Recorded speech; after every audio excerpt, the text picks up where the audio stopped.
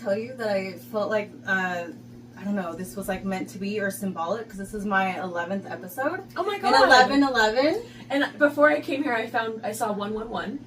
Oh, really? So, did you see it on my card? No, I saw it on my, what was it on? It was just like a receipt, it was just like a random thing, like in my car. I see it all the time now. And that's why I put it on my license plate, because it's like alignment, you're heading in the right direction, and I want to make someone's day. But yeah, so this is the 11th episode. Angel episode. Angel number episode. I think Chelsea was meant to be on it. But 11th episode, Play With Your Dick, Not Me. And this is Chelsea. Hi. Chelsea. Oh my god, I'm going to spend 5 minutes just praising you right now. Oh my gosh. Okay, so everybody needs a Chelsea in their freaking life, not mine. Get your own. This is my Chelsea.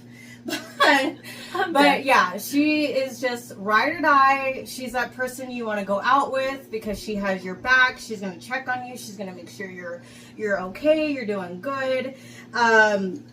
You know, do you need to go home? Are you feeling safe? Let's all go to the bathroom together. She's that friend that like will defend you in a room that you're not in. I always have to bring that up. I know it happened years ago, but you are the only person in my life that has ever done that for me. I actually brought it up to my therapist today. Oh. Like, I don't remember what we were talking about, but because I think I don't know, something about gossiping.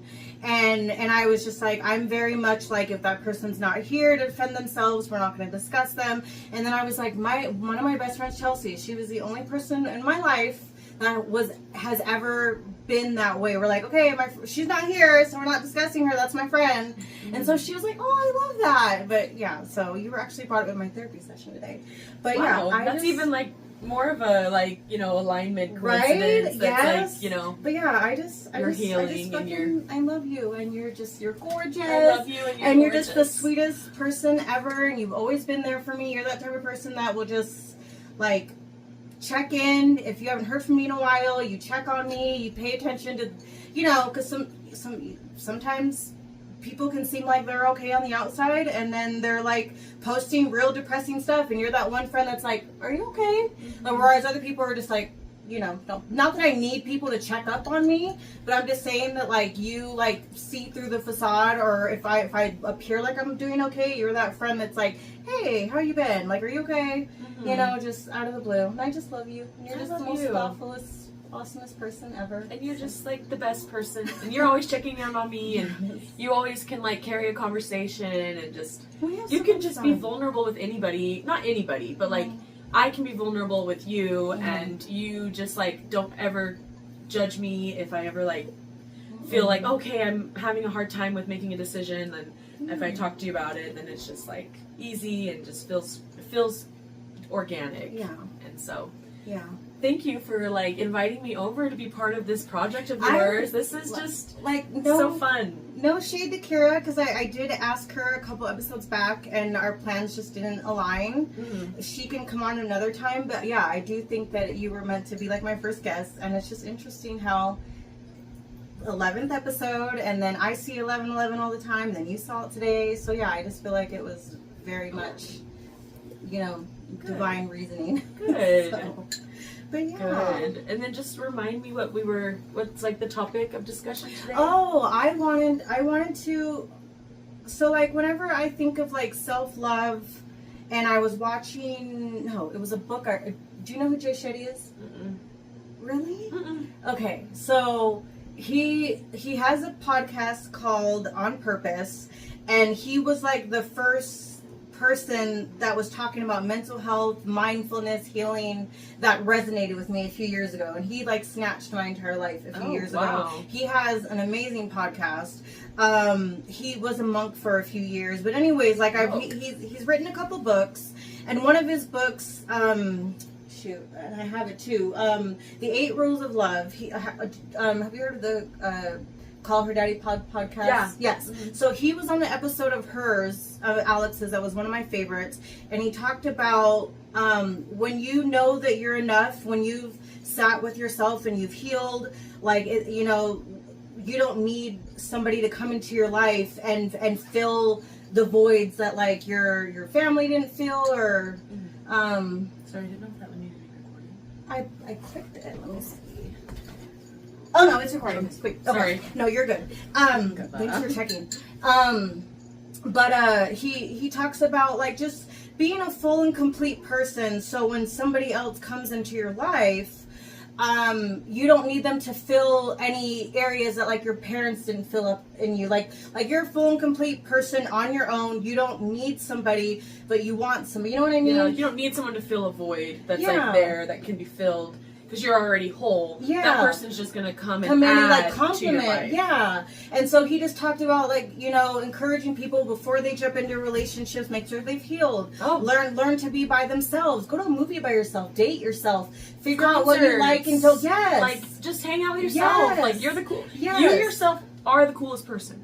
You yourself should be the coolest person in your own mind. Exactly. And so like it really moved me when he said all these things, and then when you came into my life, I was like, he was talking about Chelsea. Aww. Because you're like the only person when I think of self-love and being comfortable with yourself and knowing that you're that bitch, and like, you know, like people better rise to meet you. You're not going to water yourself down. You're not going to dim your light. Mm-hmm. You're not going to shrink yourself. If this is too much, go find less. And like you like exuded all of that for me. And so I was, and then like I loved how to be like, you'd be like, yeah, I went to Alicia Keys, and I'm like, who'd you go with? And you're like, myself. And I'm like that's awesome. And like that was exactly what like Jay Shetty was like talking about. So like when I think of self-love, you just always like come to mind. And like, I mean, I don't know how you feel in yourself, but to me, like you exude like extreme self-confidence. You're totally comfortable with who you are, you know, just like you know what I'm trying to say? Like I've always admired, like I've always admired that about you. Like I know women, like no shade to them because they're still figuring out who they are. Yeah. But I know women who kind of like whoever they're dating, they start to kind of take that person's personality. Like, oh, he's a fan of this, or this is how he thinks, and now I think that way. Now I'm a fan of that. You know what I mean? Yeah. Like they don't quite know who they are. Mm-hmm. Like my boyfriend is a huge Marvel fan, so now all of a sudden I'm a Marvel fan. But I never knew Marvel before I met this person. Yeah, like so they originally stood for nothing, and so this other person comes into their life, and things that they never even thought about, like political views, what have you, all of a sudden their political views they matches their boyfriends, and like just things they never thought about or sat with themselves to kind of be like, do I like this? Do I not like this? Like I just couldn't ever see you being that type of person because you know exactly who you are, you're secure in who you are, and like nobody's, you know, gonna make you feel less than, or you, like I said, like you're not gonna water yourself down, you're not gonna let anyone to like dim your light. And so I was just always curious, like, were you always that way, or like how did you become that way? Like did something happen, or did you sit with yourself and have those hard conversations, like what do I like, what do I don't like, what am I going to put up with, what am I not going to put up with? Yeah, I mean, I've definitely always been like very outgoing, very out there, very like, you know, you walk into a room and you kind of like take the attention. Like that's just always been part of my aura. Really? And so I think it's been easy to just like glow when you can already feel that you're gravitating and magnituding that like attention. Mm-hmm. But it's also like if you use that that power or that aura or that magnetic field and try to like use it for bad, it can go really hard on you. Mm-hmm. But I've not always been like this glowing and this confident and this like amazing person that you're like describing me as, which is like the biggest compliment ever, and I'm feeling so like beautiful and amazing, which, you know, like you're always saying that. But I think I did a lot of growing and learning when I separated from my marriage. I had to really like take a step back and be humbled of like, okay, you know, like we all know what could have, like what went wrong, like was all bad, and it ended because of an action that my ex did. Mm-hmm. But what did I do? Where can I self-reflect and try to be better and attract better for myself? So I just always was like, I want this out of life. I want this. I like this. And I've done that where I will do something that my boyfriend likes and just have that be my whole personality. Like, you know, if my boyfriend was into like playing basketball or a certain style, or like one of my old boyfriends, like sneakerhead guy, I all of a sudden was like into it, and it was like, you're not really into it. You're just into it because it's like something you have in common with this person now. But I definitely had, when I got separated from my ex, I took 2 years away from dating. I took it. I healed. I cried. I literally woke up every single day, cried on the toilet for like 15 minutes, and just was like, you gotta release it. You gotta get it out. You gotta like let go of like shame and regret and like all of those emotions that can just like weigh you down, so that you can be lighter. So I definitely, when I was making my list of people, when I'm making my list of people that I want to date or be around or whoever, I want them to add to my life, just like your reference was earlier with Jay Shetty. Jay Shetty. I'm gonna send him your podcast. Yeah, send him I to me. think you'll really like him. Because, yeah, I've not always been confident. I've had to really find myself. I've really had to, like, shed a skin and shed, like, another skin to get to the skin that I feel comfortable in and confident in. Like, there's still days where I wake up and I'm just like, oh my gosh, you are not looking good today. You do not, like, you're not it. And then I'm like, why would I say I'm not it when I am it? Like, I am that girl. I am, like, confidence and, like, just that snowball effect of, like, oh, I wake up, look good, feel good. I'm going to, like, straighten my hair or I'm going to put makeup on just because I want to. You're going to already, like, stack on top of that. Like, energy, growing, snowball, big snowman, everything. So. Do you subscribe to the idea that, like, the more you tell yourself things, the more you'll believe it? So if you were getting up every day being like, I'm not it, you absolutely would start believing it. And I feel like you would literally take the glow out of your face. Yeah. Like, if you wake up every day dreading life, like, you're gonna look like you're draining life out of you. Yeah. Before I had moved out of the country, I literally manifested moving out of the country. Like, I put it on I had a little vision board. I had a little whiteboard, like a calendar. Yeah. So I wrote down all my schedule. And then I had affirmations at the bottom where there's like a little note section, and it said like me and my at the time partner are going to be living together here in this place, and it happened. Like, it manifested itself. I will have a job while I move away. There it was. I will be, I spoke it into existence. And I had it right by my door as I'm like walking out, so I'd read it before I'd leave, and I'd just be like, yep, that's the goal. That's the mindset for today. I love that. And so I wish I had one now, because I feel like it would really help, like, quantum leap me to my next life. But I've just been so busy with other things. But I definitely believe in, like, speak it into existence. Manifesting vision boards, Like, put the energy onto it and it will, like, glow. Absolutely. Like, the universe wants you to win. Yeah. And, like, abundance is a human right and a human, like, gift. Yeah. So...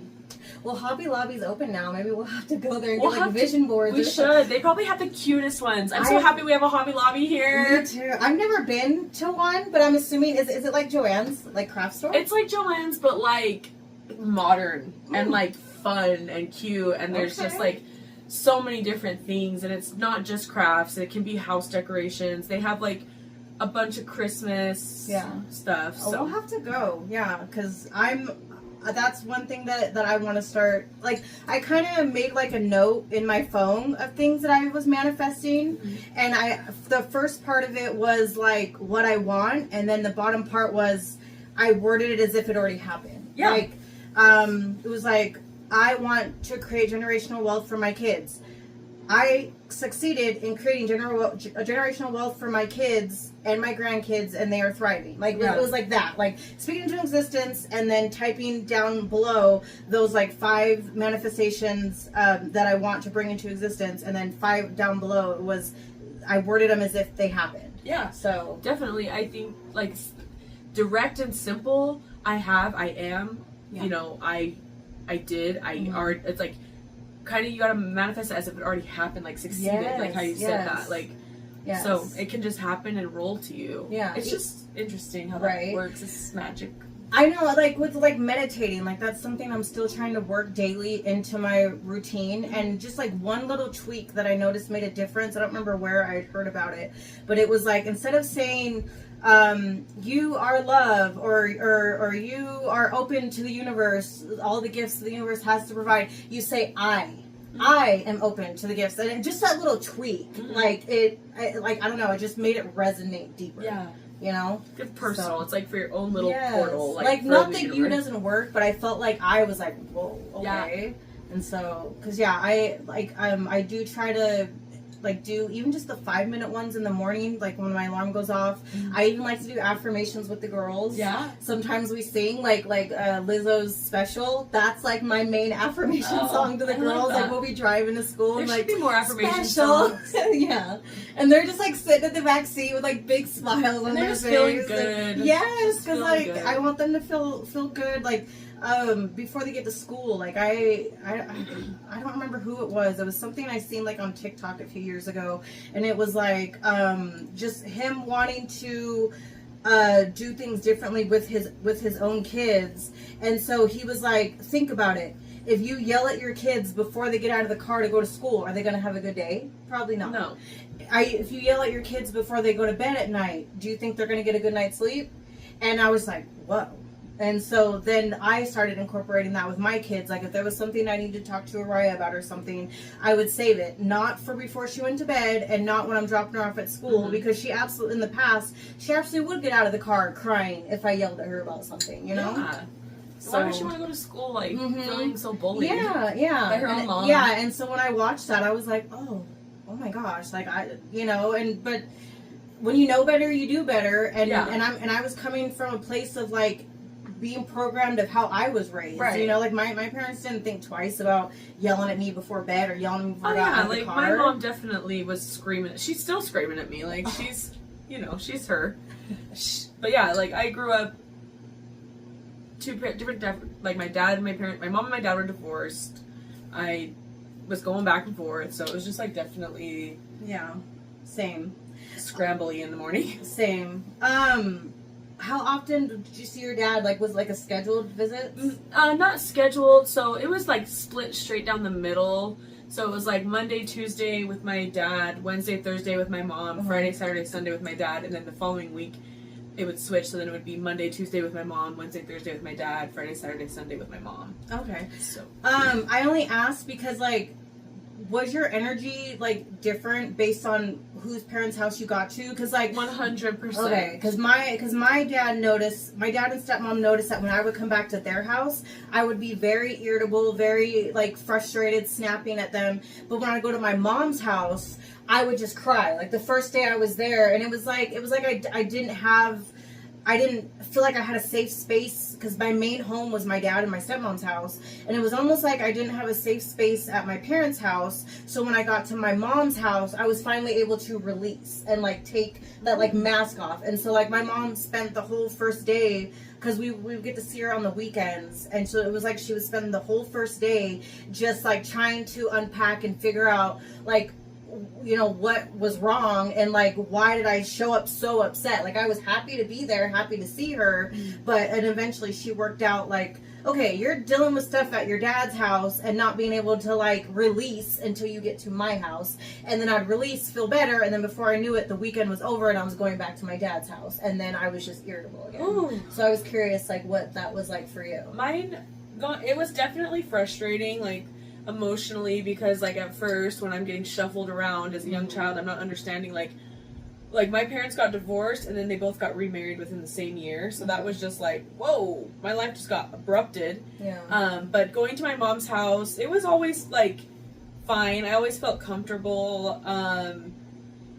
It was like I could talk to my mom. At my dad's house, it was like you had to be quiet, you kind of had to like cover up your emotions. Like it was very reversed. It was reversed. And like my dad and his wife were always like, I don't know, they just were different. They like, I don't know how to explain it. Or actually no, it was reversed, because you had to be quiet at your dad's, and that's how I felt at my dad's. Yeah. So, it was the same actually. So I just was like, whenever I'd like express something, it would always have to be like my dad is defending his wife versus like my opinion, and I'm like, Dad, you're my advocate here. Like Trisha's now that I'm an adult, and if I was a child and could have like said these words to an adult and understand my emotions, I would have been like, Dad, I am the child here. Yeah, please be my advocate. Yeah. Like, please be my advocate.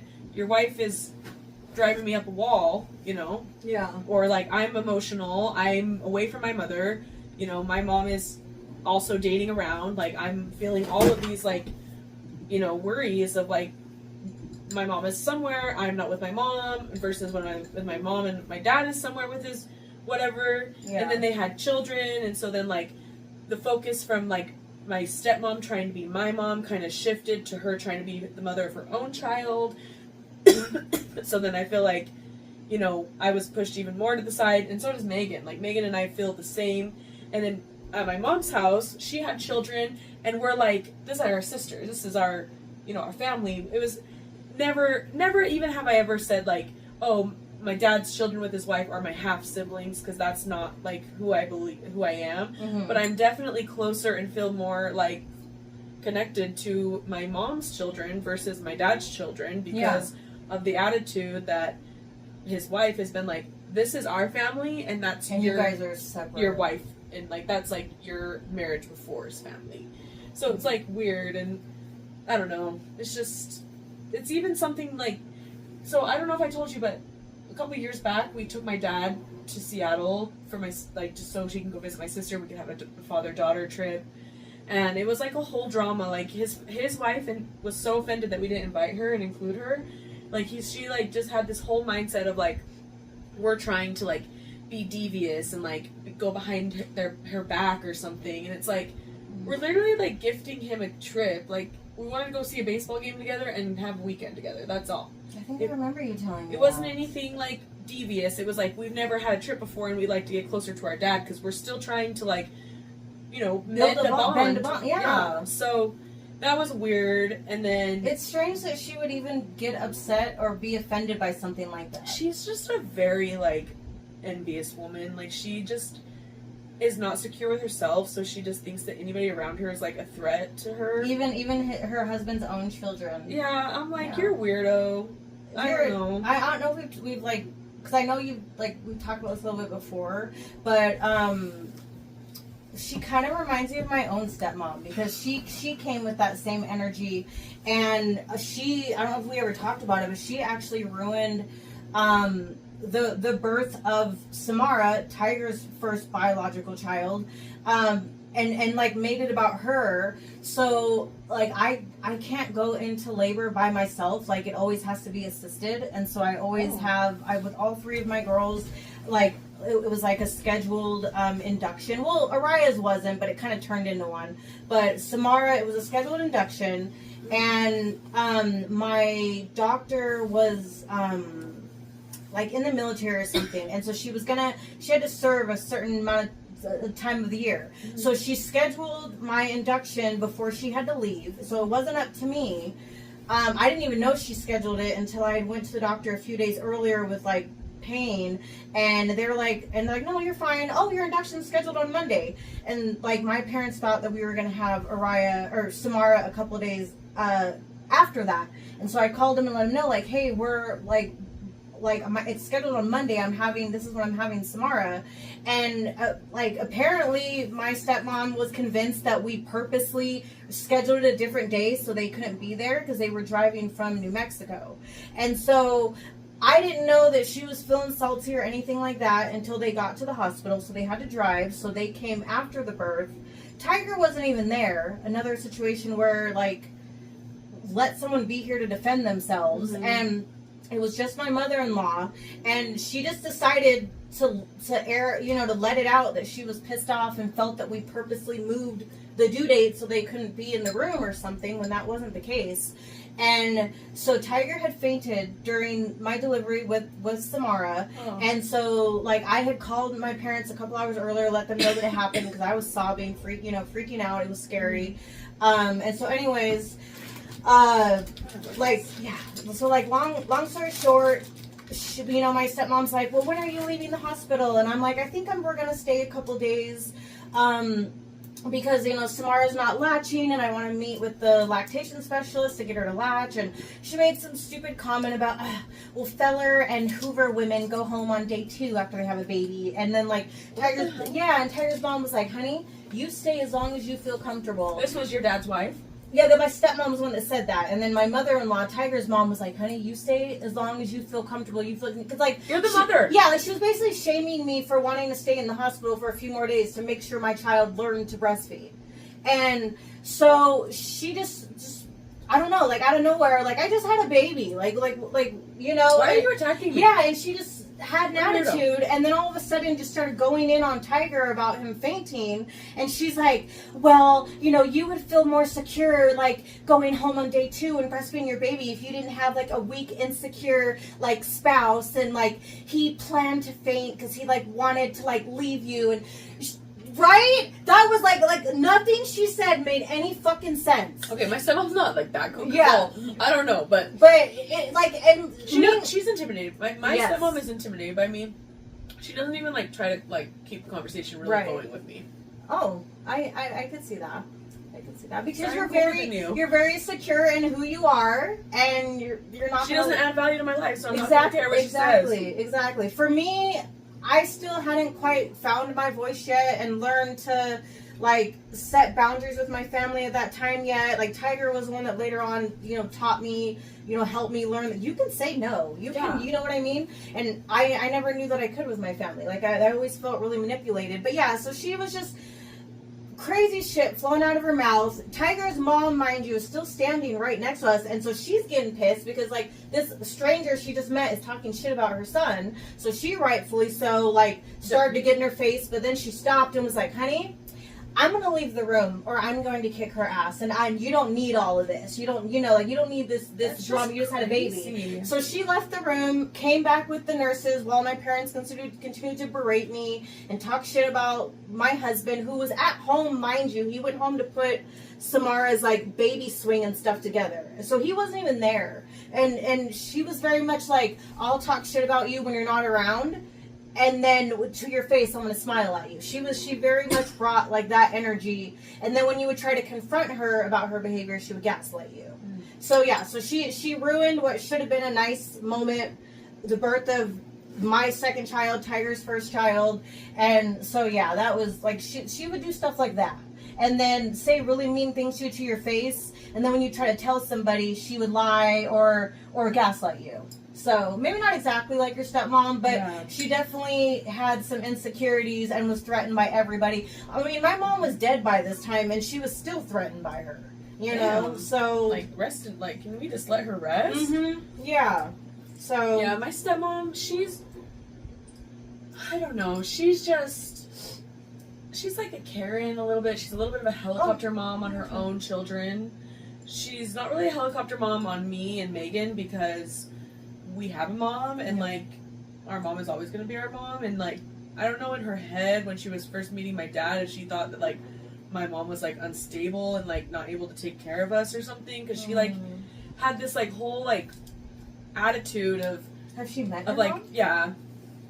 of just like, oh, your mom's like unstable, insane. Like, yeah, my mom is like, you know, she has her mood swings and stuff, but that doesn't mean she's unstable and unable to take care of her children. Like, she's always provided for us. Always. And like my mom is just so strong and like independent that like she's the complete opposite of what Trisha is, my stepmom is. So it's just like, I mean, like, whatever. Like, despite like the misunderstandings or just not always feeling like seen or heard or maybe see eye to eye with your mom at times, do you think that like you're like strength and like you know who you are and you're firm in who you are, like you get from her? Yeah, 100%. Cause yeah, like your mom just seems like another one of those women that's like, I'm that bitch. Like, I'm not watering myself down for you. Yeah. Sorry. You okay? Yeah, I'm fine. Yeah, no, my mom definitely has like molded me to be like the woman I am today. Like, I look up to her so much. She's such a hardworking woman. Like, she's a corporate baddie. She's like, she is executive queen girl. I don't know what even her title is, but she's all over. Yeah. And she's always taught me, like, we're strong. Like, we are strong women. Like, we don't let, like, the little things get us down. Like, and I don't know, maybe it's a good thing or a bad thing, like, building up a wall and just being, like, strong and, like, making sure that you have standards and making sure that you know who you are. Because, like, you know, if you don't know who you are, then, like, someone's going to try and make you something. And if you don't know what you want... Like, if you stand for nothing, you'll fall for anything. And so that's just been amazing to have her in my life. And just being, like, the oldest sister, I've always, like, I've always understood that, you know, you gotta, like, love yourself so that, like, your sisters can see that, like, you know, if you don't love yourself and you're calling yourself all these horrible names, then, like, your sisters looking at you, like, you're, like, this cool older sister all over the place what do you doing think they're stuff. Gonna start doing when they're gonna think that they're ugly and that they're not worth anything. So it's like, you know, you have daughters. You can't be sitting here saying, like, oh, I look like this in this dress, or I look like this with this hair color.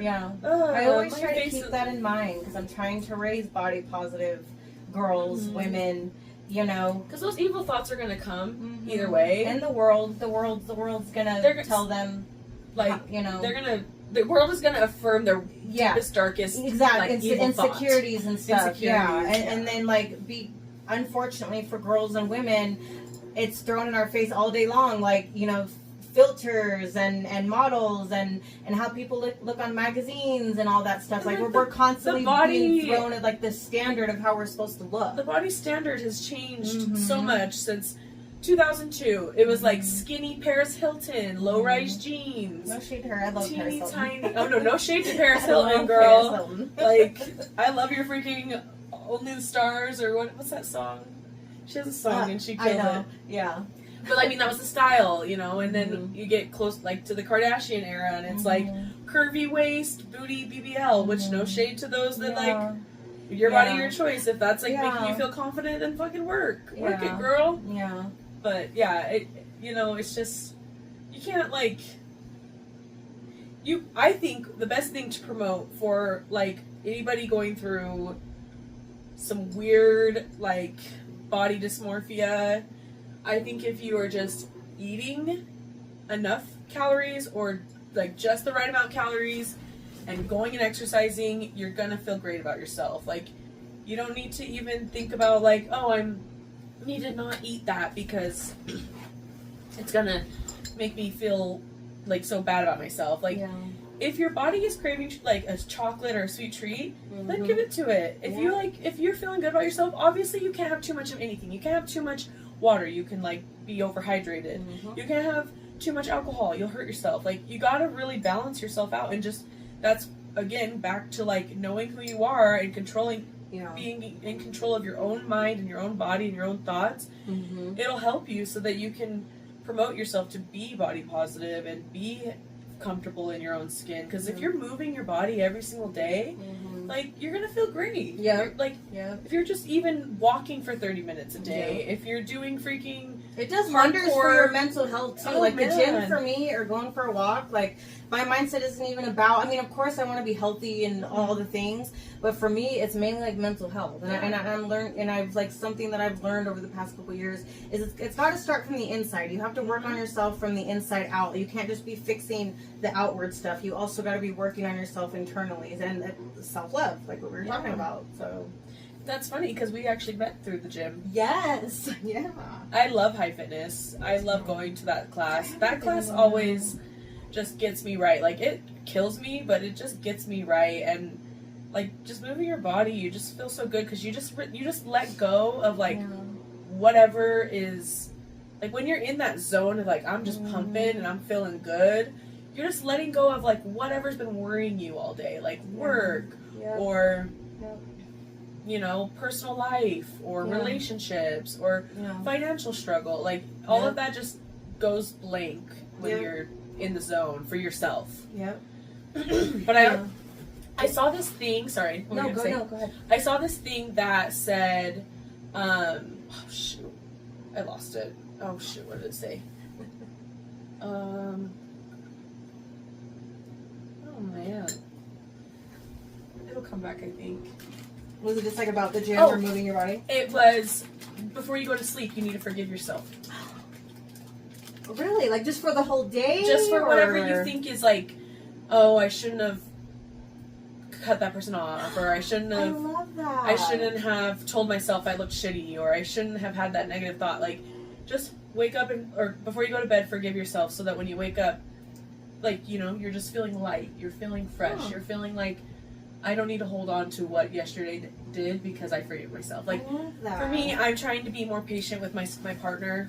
Like, patience is something that I haven't always been great at. Me neither. And then, you know, getting a divorce, I've definitely had to, like, take a step back and be like, you need to be more patient and you need to be, like, less controlling, because I wouldn't call it controlling, though. I know, like, but before I was real great. I was real, like, graspy on my men.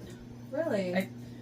Because I had, like, some sort of insecurity. Yeah. And so it was making me, like, be, like, this little controlling person. I feel like, just in some scenarios that I've had, not with my current relationship, but with past relationships. And I'm sure if my partner was here, he'd probably be like, yeah, you are a little bit controlling.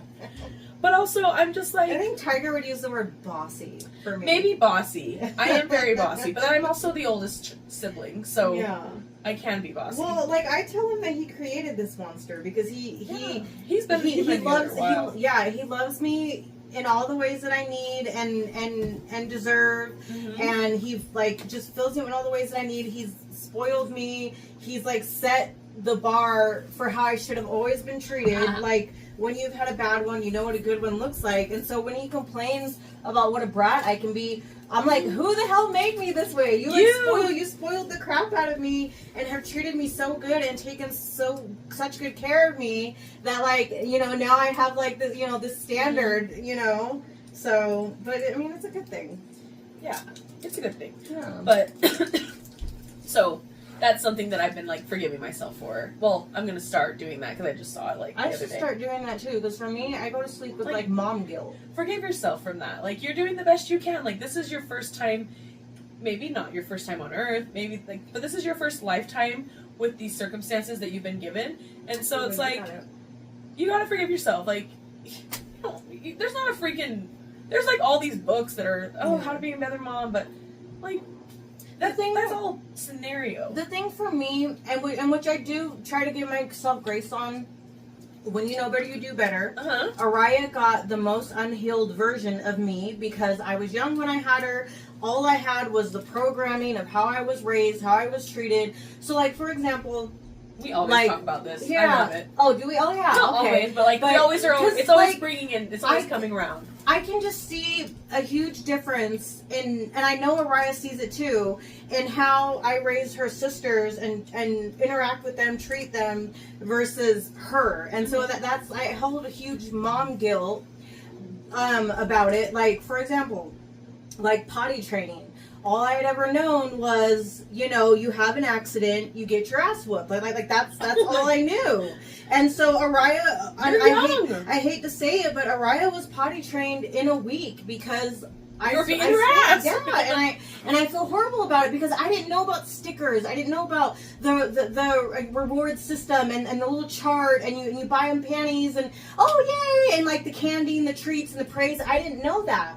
And so I did it, like, when you know better, you do better. Like, I got older, was a more mature mom, you know, you were probably older. Had access to more resources of what works, what doesn't work, other people's And so that was the kind of thing that I stayed up at night and cried about, because with her sisters, we made, like, a potty chart and did the stickers and, like, you know, here's the candy, good job going potty. And it just broke my heart that, like, Araya didn't get that experience. So that's the kind of stuff that would keep me up at night, because, like, there was a huge difference in, like, the lack of patience and understanding and grace that I would give her than I give her sisters. And I apologize to her about it. Like, I think that's very important. Like, I never got an apology from my dad ever. He was just one of those people, like, I don't owe you an apology, I'm never wrong. Like, he had this air about him, like, I'm just right, I don't need to explain myself to you.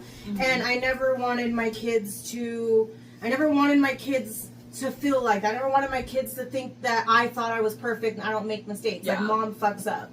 And so I over apologize, I think. And so I've had these talks with Araya. Like I'm so sorry that like you got the most unhealed version of me, and like she'll like be bawling and crying, and I can just like releasing, and I can tell that this is something that's like stuck with her, because I don't want my kids to go to therapy because of me one day, you know? Right. Like if they need And therapy, they that's need therapy, and but that's I don't want to them. know better, do better. You're doing it, and yeah, she's able to heal right now instead of as a I hope 30-year-old. so. I hope so. And it's like, Because I don't she's want to be the reason she goes to therapy she's at also 37. like an emotional teenager. Like, yeah. she's gonna feel like all the feels all at once. Yeah. And that's okay for her to be like open Yeah. and vulnerable. Yeah. And so yeah, I apologized numerous times because I never got any apology, even before I went no contact with my family a few years ago, and I tried to have that conversation with my dad numerous times to address things that hurt me while I was growing up and stuff, and see if he would take accountability, and he never would. He would just change the subject, gaslight me,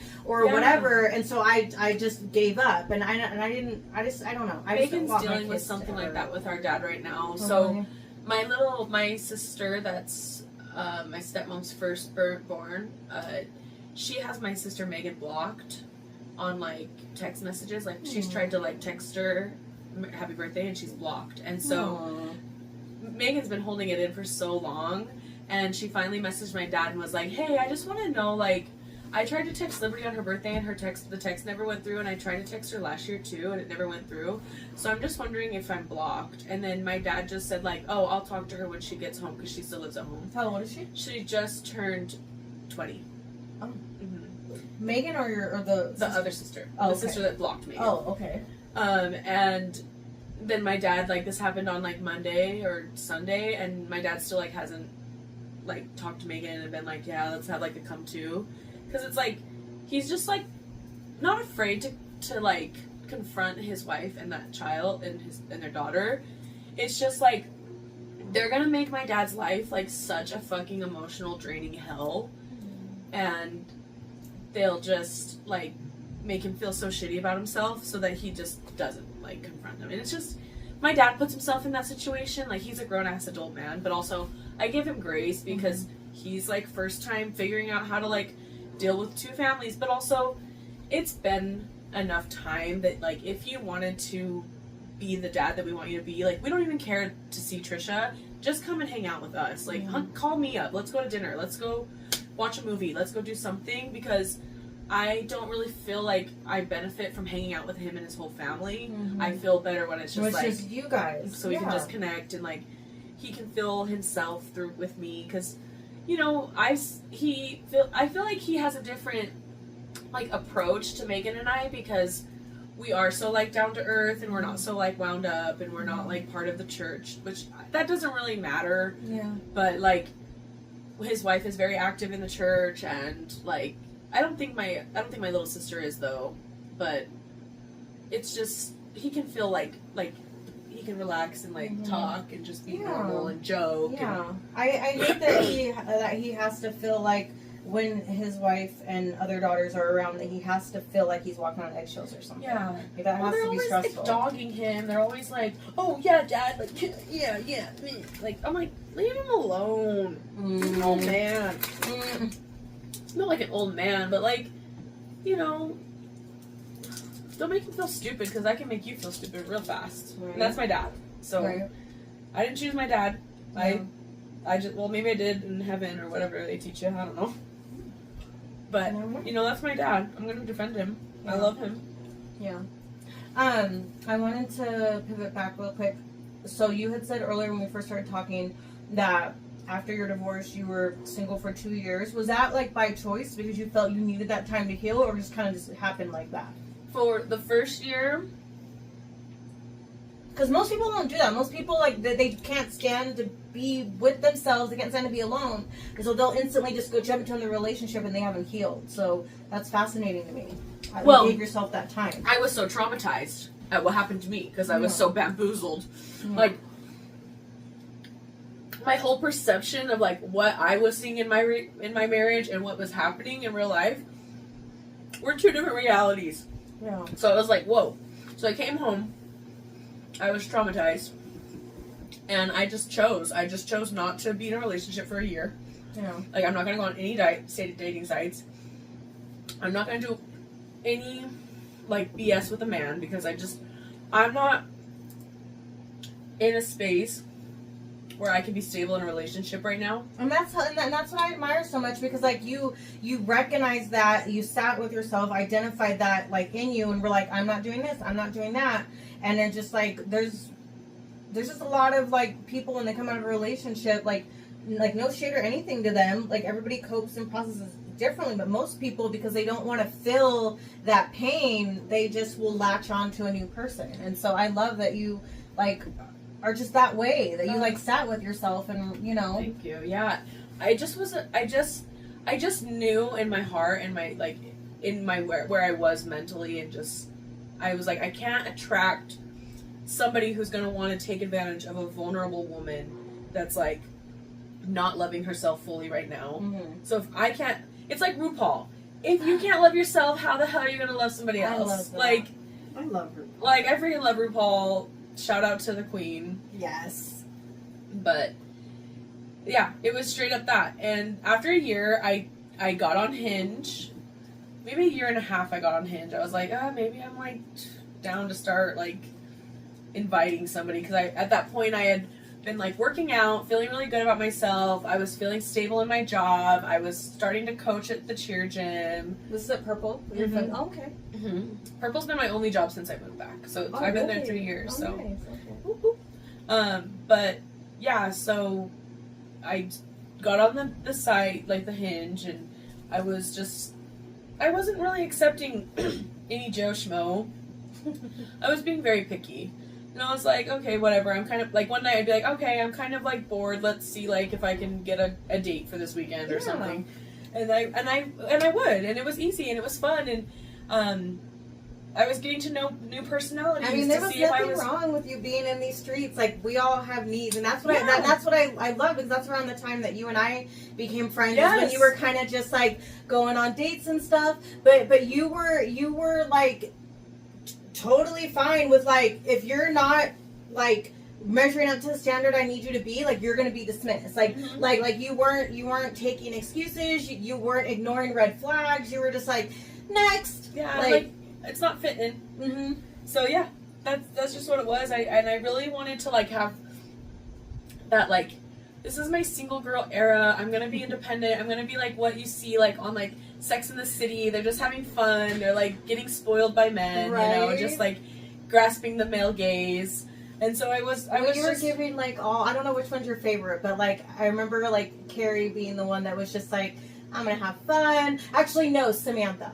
Like Samantha was my favorite. Like, she was really the one that was like, thank you for giving me what I need. You can go now. Yeah. Like, and there was you know, those people that were around giving me what I needed, and then I was looking for more like emotional connection, and I was like not seeing it, and it would be like, okay, this guy's cool, but he's not really like, you know, there's a lot of things that I'm seeing that are reverting me kind of back into that circle of what I was before, and I was like, I don't like that, and the triggers, and you're just like, no, I don't like what this could potentially become because of what I felt already before in a previous situation.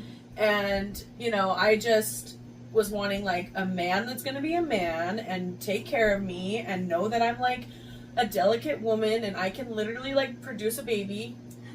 You can't, so you gotta treat me right. Like, you gotta like love me, because I can literally make life. Yeah. And I love like, just treat me like a delicate woman that like, you know, you would want to have like your daughter or a woman that you love. Again, that's what I admired, because you're just kind of like, see this crown? If you treat me anything less than, you can go. Like, this what you see is what you get. If this is too much, like, go find less. And I like noticed that, like, that just like that confidence and everything in you, like when we first came to know each other, and I was just like, she's amazing. Like, you're so sweet. You know? And so when you would tell me that you would like go on, like, take yourself on dates or go to concerts alone, yes, that's I was my like single girl era. Yes, and I was just like, wow, like, she is like so secure with herself.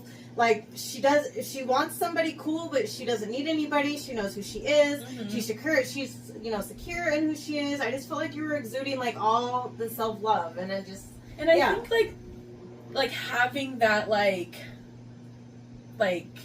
sunshine, or like that ray, like that aura around me has like helped me attract like the person that I'm dating now. Yes. And everybody in your life. Like, and I've said this before. Life. Everybody that you've ever introduced me to, they've just been amazing ass people. Like, you surround yourself like with amazing ass people, and you just expect like a certain standard of like, you don't let like low energy, like low vibes, negative people like that bring other people down, or just, you know, very low vibrational people. You don't let that around you. Like, everybody you've ever introduced me to, I know I've said this a zillion times, they're all just amazing. Thank you know, and so like I just shout love out to that. Cody. Yes, Cody. We love Cody. We love Cody.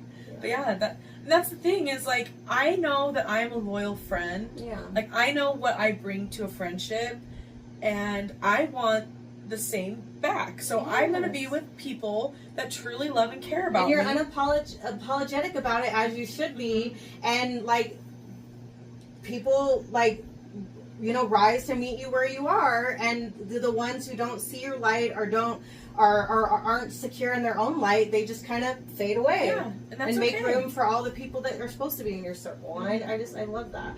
Has it always been that way, or did it kind of become that way around the same time that you had like left your divorce and started? So I've always had like my good friends that I've like growing up, Cody, and like my little crew from like my hometown.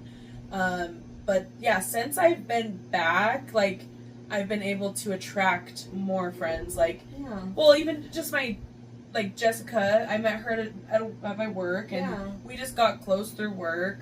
And, you know, like, the other coworkers that you think you'll stay close with, they just kind of, like, fade away. Yeah. But, like, being back and just, like, working on myself and going to the gym and, like, being around people that also value who they are and like want to do better and be better, then I just like want to be around them, because it's like I recharge through social interaction. So Leo. If I am Leo energy, big Leo energy.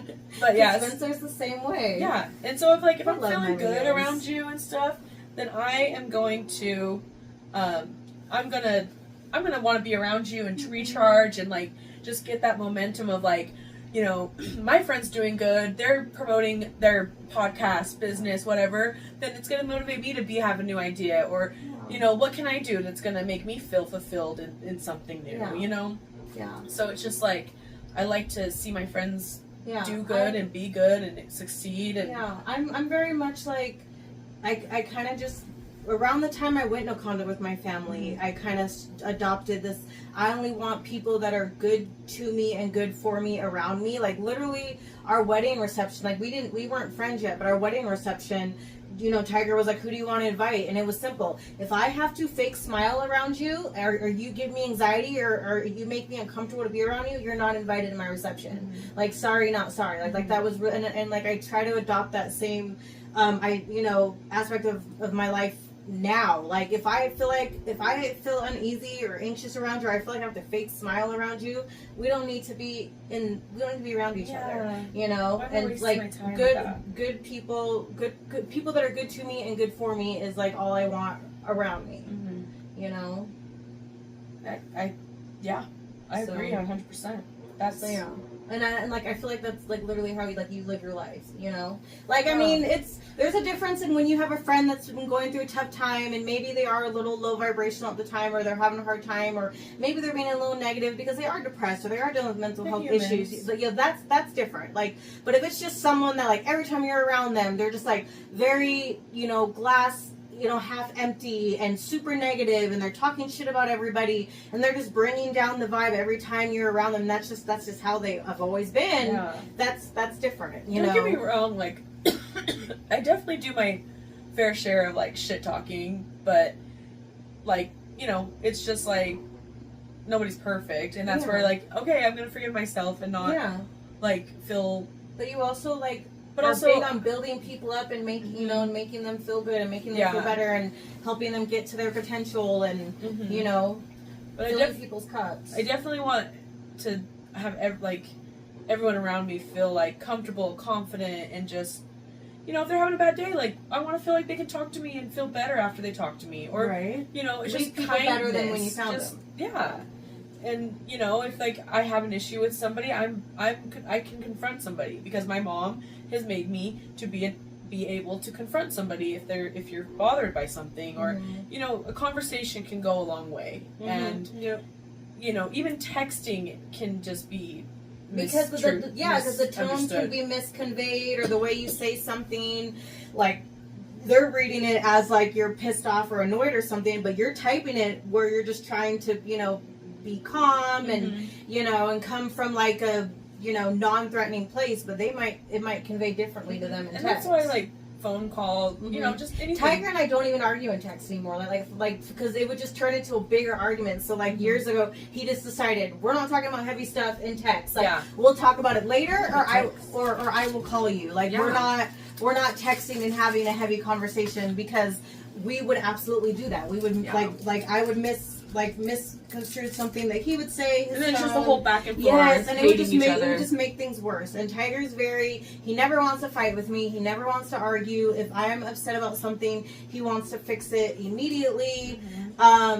But I'm that person, and I had to work on it a lot. But I'm that person where I used to be like, I wouldn't talk to him for 3 days. Like if I was that triggered, that hurt, whatever, even though he never meant to, you know, step on all the trigger detonators that I had. He never purposely tried to make one go off. It was about getting to know each other and learning. I didn't even know I had triggers until I got with Tiger. It just wasn't something that, because he was my first safe relationship, that I never had 2 seconds to think about, like, oh, that word bothers me, or that word hurts me, or like it, you know, whatever. But yeah, like I saw that hurt him a lot. So it went from 3 days, don't touch me, leave me alone, don't talk to me, to I just need an hour. I just need 30 minutes, and then we can talk. Because like he would go into like panic mode, or his fear-based energy, whatever, and like not let me leave the room, or be like, we need to talk right now, like and I was like, no, just because you're over it doesn't mean that I'm over it. But like it also didn't help, because the first little while of our relationship, and I've worked on this too, is like I will just throw up walls, and like I'm gonna leave you before you can leave me. And so I would just be like, well, maybe we should break up, or maybe we should get a divorce. And he'd always be like, why do you go to that place? Like why extreme. do you? Yeah, and like it started to like break down our relationship and really hurt him. And so I think that's why he would react the way he would. But I think a lot of people like in our gen are like straight to the end. Like it could be because they grew up in a household where it was like it's over. My parents divorced. I can get a divorce and be fine with it. And like, no, it's good that Tiger is like stubborn and like fighting for like your relationship, because not a lot of couples these days fight for and that was another thing, because he would feel like, because he was the one like, we need to talk right now. To him, he felt like, I'm the only one fighting for us. And it was like, no, me needing to go and be by myself to decompress and come down so I don't say really fucked up things to you, that was me also fighting. And what's interesting about that is Jay Shetty again, he talked about him and his wife and their fight styles, and how he used to think the same thing, like, oh, I want to fix this now, I'm fighting harder for us, whereas his wife Roddy would be like, I'm gonna go in a room and sit somewhere and decompress. And see, I'm the Tiger. I want to like talk about it now, get it over with, be done. And my partner is like, we should probably like, you know, separate and take a minute, get our thoughts in order, because I'm the type of person that's going to be like asking 100 questions, wanting to know all the answers. You know, why are we pissed? What is this? What is this? And my partner gets very overwhelmed when he just has to sit here and answer 30 questions. Like, okay, can I get my freaking thoughts straight before I have to, you know, be on 20 questions? But so that's where it's like, okay, well, where can I meet him in the middle, so that I get my, you know, needs fulfilled with the argument. He also can regulate and be in a space to talk. And that's where I also need to learn that, like, just because you're used to it being a yelling match, for it to feel like we're fighting for it and we're having like a good time, like it doesn't need to be so tense. It can be a conversation where there's disagreements, and we're not like letting everybody know because we're yelling about it. And it was never about like Tiger was fighting or he cared more than me. I just had a different way of showing that I was fighting for us too. Because you could have just given up and been like, F this, I'm over it. Yeah, and even when I would say, like, maybe we should get a divorce or maybe we should break up, that was just my walls going up. That was just my defenses going up. That wasn't something that I actually wanted. And then when I would calm down, I'd be like, I didn't mean that. But the damage was basically already done. And I had said it enough to him that he really did start, believing it. And I mean, and a couple of years ago, he was just like, I swear, if you say it to me one more time, then we might as well just be done then, because I had said it so many times, and then I realized, like, this is really hurting him, and this is why he, gets in the mode that he gets, where, like, he wants to block the door, and we're going to talk about this now, and wants to, fix it right then and there, because I think that I had, like, instilled that fear into him of, like, well, we should just get a divorce, or I'm going to pack my stuff and go. And so he was used to me always doing that, and so he would just, like, jump up and be like, we got to fix this. But, like, now, like, he's in a more calm place, because, like, blocking the door and not letting me leave was not healthy, and then me saying, like, we should just get a divorce, that stuff wasn't healthy. And it's so just two extremes. To come into the middle. And so, like, now it's just like when we can tell it, it's going to start escalating, and because Tiger won't, like, yell, he never yells. He will get louder to make me get quieter. But he's never, like, screamed or yelled at me. We don't name call. But now when he starts to just be like, wow, you want to talk to me right now? Da, da, da. Like, I have to still kind of calm him down sometimes and be like, I just need 30 minutes. I'm not going anywhere. I'm not going to ignore you for the next 2 days. I'm not going to tell you we should get a divorce. I just give me 30 minutes and I will talk to you. And he's gotten to a place where he's like, okay. And he'll, like, come in here, hang out. Maybe he'll, like, go shooting for a little bit or something and come back and be like, okay, are you ready to talk? Okay, we can talk. And so, like, I did grow in that way where I went from, I can't go 3 days without speaking to this man and not letting him touch me. Because it would really hurt him. And I remember him telling me once, like, of all the girls I've ever been with, they've never done that. They never been like, don't touch me, or went days without speaking to me. Like, that was new behavior for him. And so then I just felt awful, because I'm like, and here I come being like, don't touch me, and like, get away from me. But also, it just, like, works. Like, you guys have to have your weirdness to make it work, because, like, what other man's gonna put up with that? I know. And that's what's amazing. I know. Like, I've had this conversation with a friend of mine a few years ago, and I'm like, nobody will can handle me like Tiger does. Just break up. Yes. He would be like, fine, bye. Yep. Nobody can handle me like Tiger. Nobody. Like, I know. I'm aware that nobody will put up with my shit the way he does. I know I'm a fucking brat, and nobody would be able to handle all that is me, because somehow this man just has a gift. He knows how to love me back to me. If I'm spiraling out of control, he's that anchor to bring me back down and be like, calm down, woman, And so, I'm aware, I'm very aware that there's no other person on the planet that would ever put that much effort into dealing with my ass. So. But yeah, I mean, I don't know. Yeah. Just, the takeaway from this is just love yourself. Yep. Forgive yourself so you can love yourself. Yep. I love that. And you're like the coolest version of yourself, because you are you. Yeah. And nobody can be you. And you're stuck with you forever. So, like, be comfortable with yourself. Yeah, be comfortable with yourself. Love the ever living shit out of yourself, because, like, you're with yourself for the rest of your life. You're in your head every single day. Yes, you're in it every single day. So you might as well be telling yourself positive, beautiful, loving things to yourself, because you are stuck with you. Like, and so it's like self-love. Self-love. Yeah. Self-love. Thanks for this. Yeah. Thank you for having me. Good luck. I love this. Thank you. I love you. I love you. Thank you for coming on and being a guest. Because, So you better off play with your day for your day you can play.